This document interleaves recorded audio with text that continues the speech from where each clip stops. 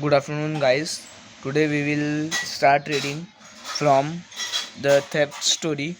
It is in the Footprints Without Feet Class 10th CBSE board textbook. You can see supplementary reader in English for class 10th. So we will start reading. Let's start. I I was still a thief when I meet Anil, and through only 15, I was an experienced and fairly successful hand. Anil was watching a wrestling match, and I approached him. He was about 25, tall, lean fellow, and he looked easygoing, kind, and simple enough for my purpose. I hadn't had much luck of late and thought I might be able to get into the young man confidence. You look a bit of a wrestler yourself, I said. A little flattery helps in making friends. So do you, he replied, whi- which put me off for a movement moment because at that time I was rather thin.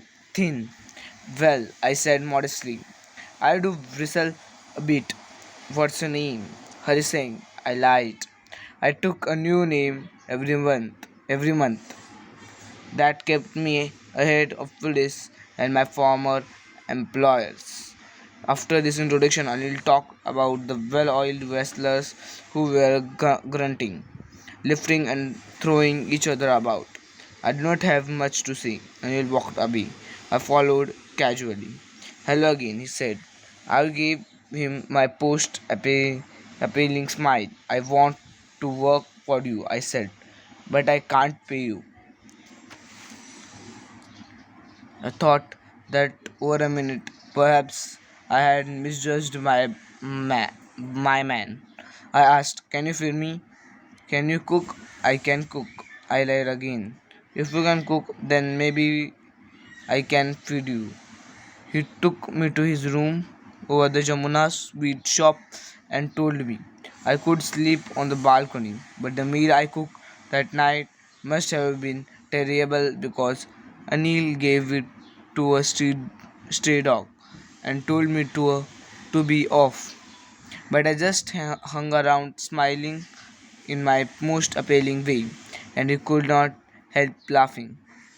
Later, he patted me on the head and said, never mind, he did teach me to cook. He always taught me to write my name and said he would soon teach me to write whole sentence and to add numbers. I was grateful. I knew that once I could write like an educated man, there would be no limit to what I could achieve. It was quite pleasant working for Anil. I made the tea in the morning and then would take my time buying the day's supplies, usually making a profit of about 1 rupee a day. I think he knew I made a little money this way, but he did not seem to mind. Anil made money by fits and starts. He could borrow 1 week, lend the next. He kept worrying about his next check, but as soon as it arrived, he could go out and celebrate. It seems he wrote for magazines, a queer way to making a living. One evening, he came home with a small bundle of notes, saying he had just sold a book to a publisher. At night, I saw him tuck the money around under the mattress. I had been working for Anil for almost a month and, apart from cheating on the shopping, had not done anything in my line of work. I had every opportunity for doing so.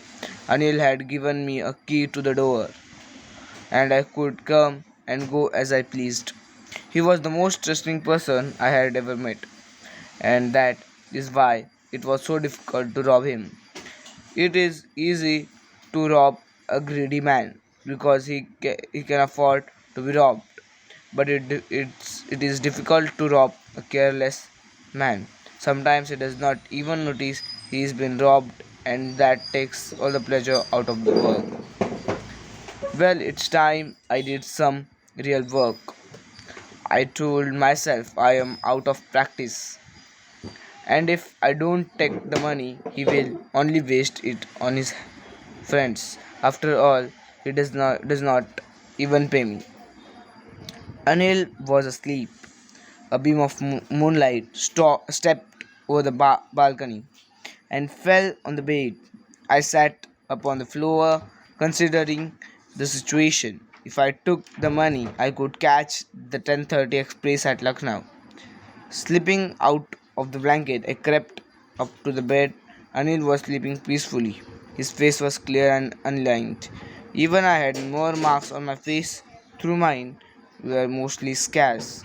My hand slid under the mattress, searching for the notes. When I found them, I drew them out without a sound. Anil sighed in his sleep and turned on his side towards me. I was startled and quickly crawled out of the room. When I was on the road, I began to run. I had the notes at my waist, held there by the string of my pajamas. I slowed down to walk and count the note. 600 rupees in 50s. I could live like an oil-rich Arab for a week or two. When I reached the station, I did not stop at the ticket office.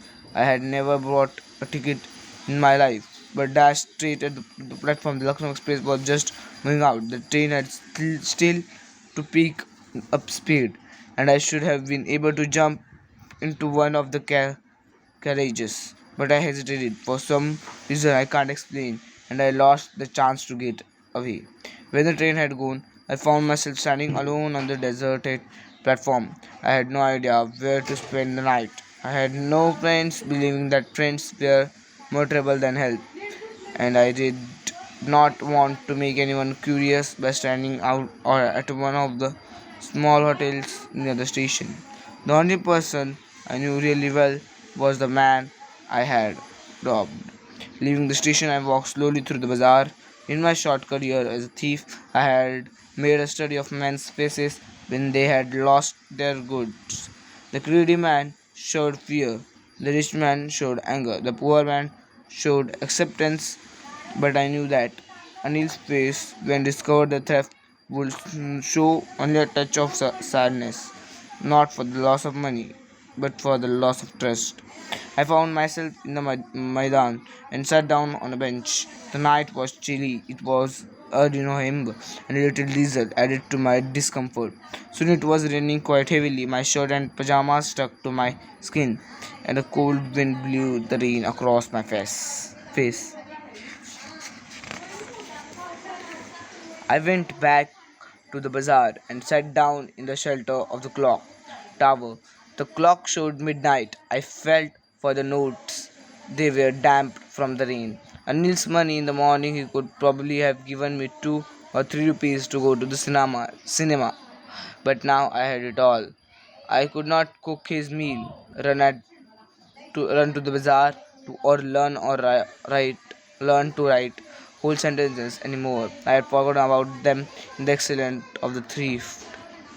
Whole sentence I knew could one day bring me more than a few hundred rupees.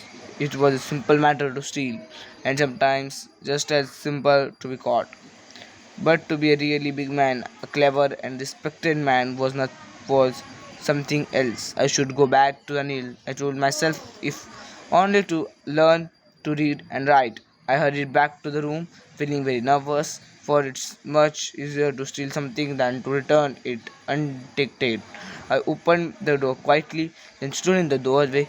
In clouded moonlight, Anil was still asleep. I kept to the head of the bed and my hand come up with the notes. I felt his breath on my hand. I remained still for the minute. Then my hand found the edge of mattress and sleep under it with the notes. I woke late morning to find Daniel had already made the tea. He stretched out his hands towards me. There was a 50 rupee note between his fingers. My heart sank. I thought I hadn't been discovered. I made some money yesterday, he explained. Now you will be paid regularly.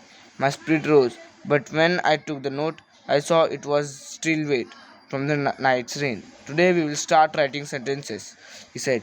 But neither his lips nor his eyes showed anything. I smiled at Annie in my most appealing way, and the smile came by itself without any effort. This story is written by Ruskin Bond. You can see the glossary and the meanings of sentences. Flattery, insincere praise, modestly without boasting in a humble way. Grunting, making low guttural sound, appealing, attractive, unlean. Here showing no sign of worry or anxiety. Bye.